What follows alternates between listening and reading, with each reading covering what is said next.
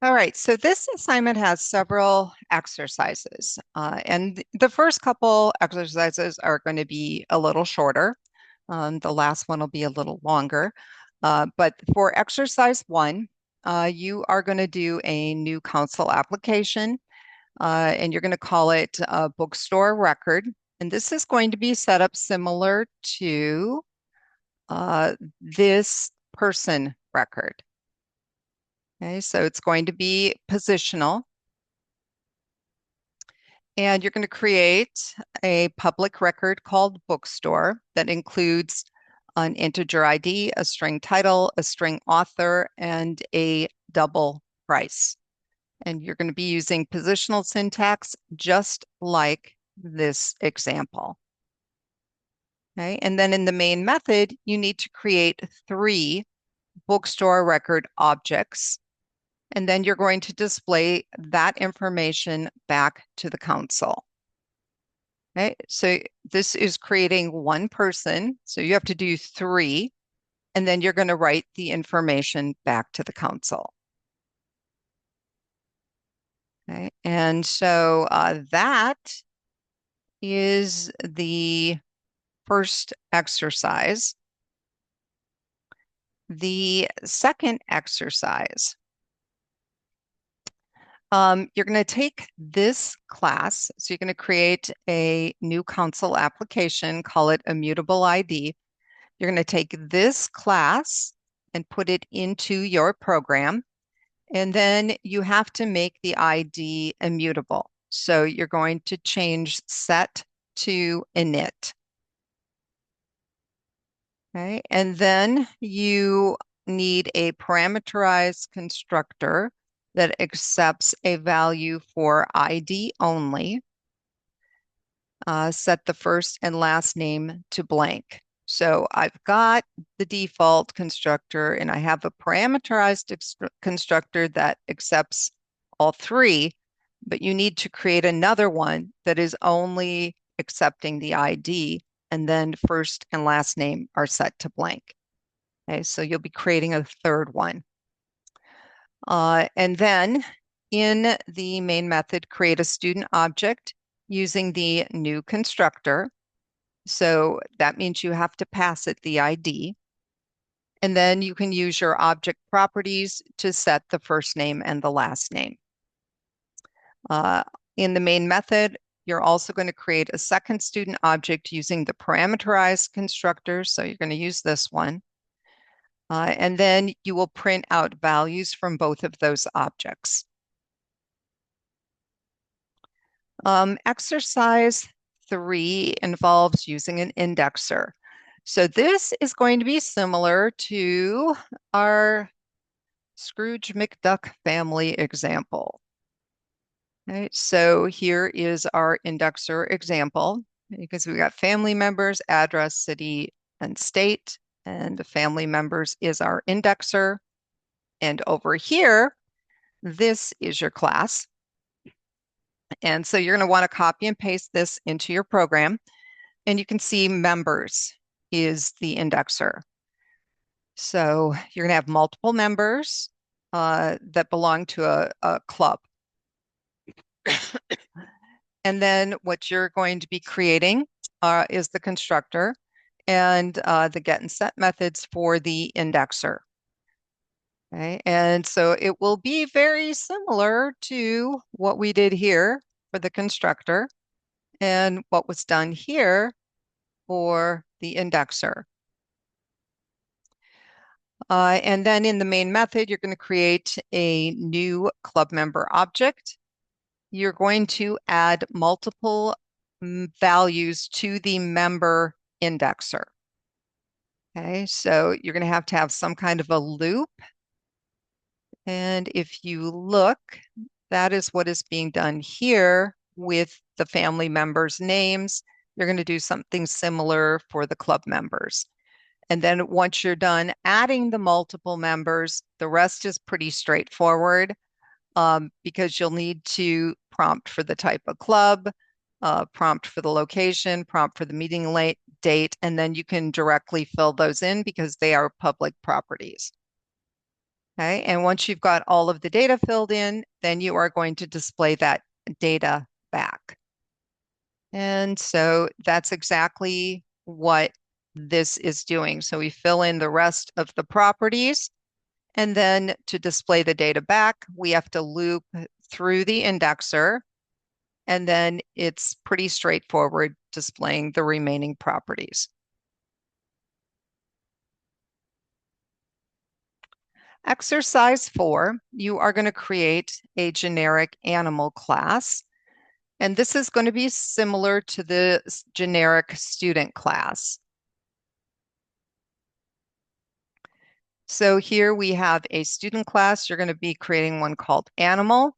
You need one property, just like this has one property with a generic data type. You need a constructor, similar to this. Okay, and then you also need a get method. And you can actually use this for your get method. Okay, so that's the whole class. It's going to be very small. But in the main method, you want to create objects with this class using all the different data types. So if we look at this example, this is a student class, and we've got a generic data type here. So here, we're using a string for the name. And then here, we are using an integer, and we're calling it student ID. And then here, we're using a string, and we're calling it student major.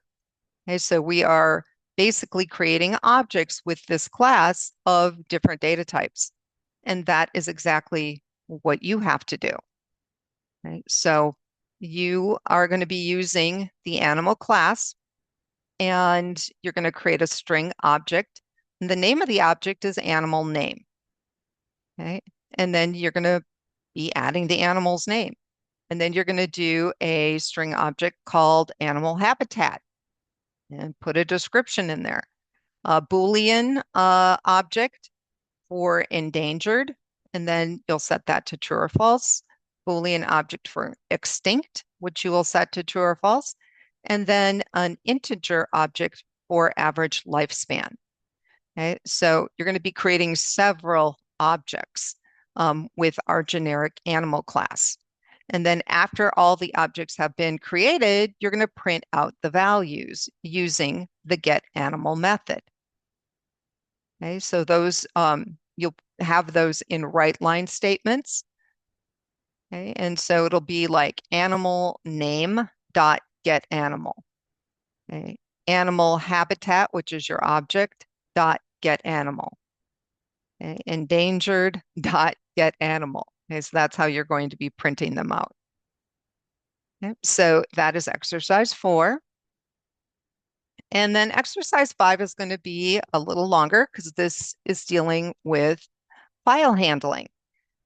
And so for this, what you want is to add words and either one or more definitions for that word. Okay, and so the processing is going to be just like the first example here.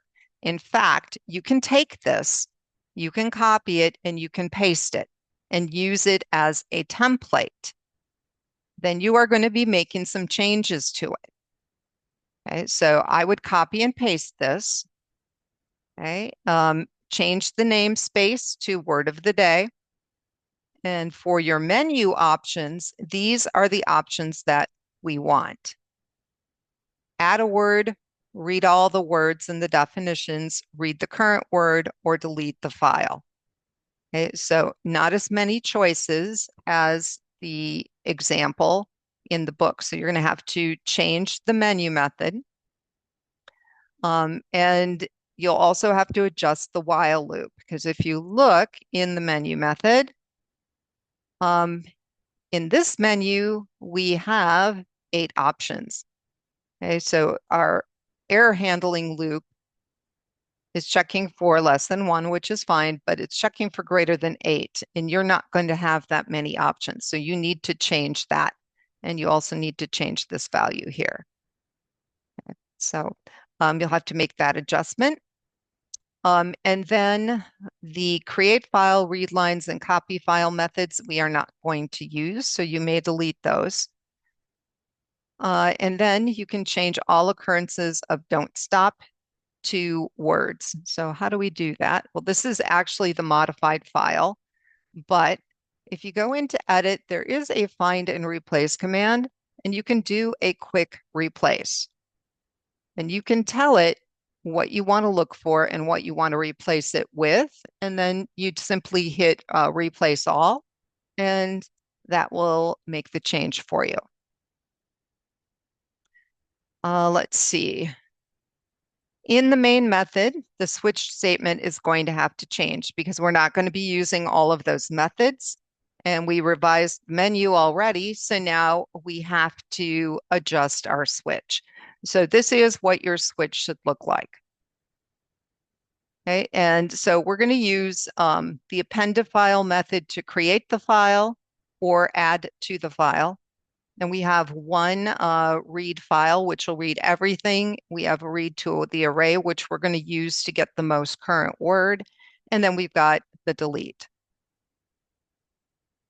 Okay, and then this is all inside a while loop that you are going to have to adjust because I believe now it says choice doesn't equal 8, and you're going to have to change that. So going through the remaining methods, the only change you're going to have to make to read file is the path, which should have been fixed when you did the replace all, but I would just double check it.